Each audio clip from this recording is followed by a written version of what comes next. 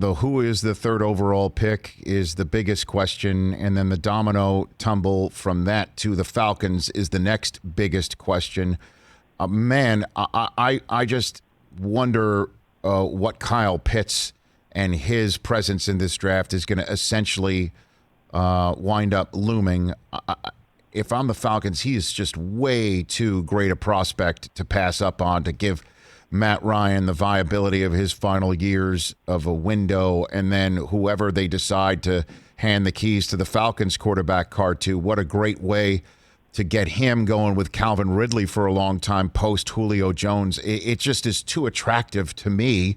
What do you think is going to happen with this gold jacket talent, according to Bucky Brooks? Well, and I agree with you completely in the assessment of Pitts, but for the Falcons, how often are you in a position like this where you could draft the guy who potentially could take the baton from Matt Ryan and be your quarterback for another 15 years? It's been 13 years since Ryan was the third overall pick. And back then, I wrote something about this today. They were torn between Matt Ryan and Glenn Dorsey, who ended up going fifth overall to the Chiefs, an interior defensive lineman who never lived up to that draft status. But it was Arthur Blank. And look, one of the benefits of being a billionaire is you never have to issue direct orders. If the people around you are smart, they're going to pick up the vibe, right?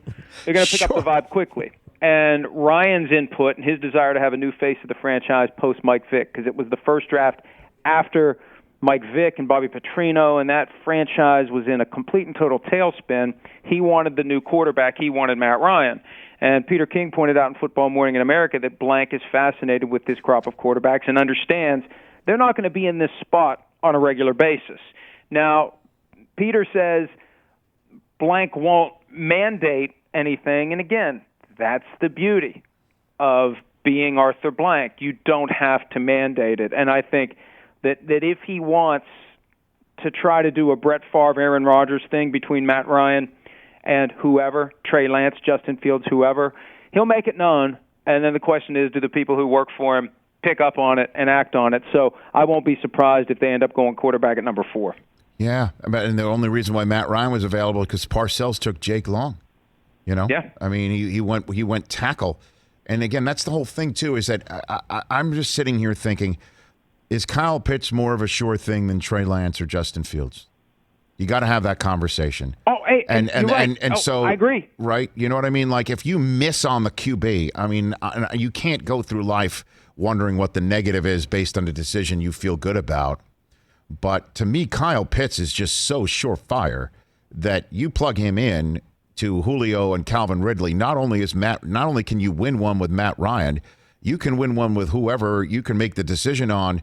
That it isn't just random. Like, okay, let me just see if it's Lance or if it's Fields. My gosh, that's our guy for sure. But Pitts, I mean, you hand him to somebody else, I would regret that. I don't know. I don't know. I spoke to him too on the show 1 week ago today, and I just I was infatuated. I had the Jerry Jones situation, you know?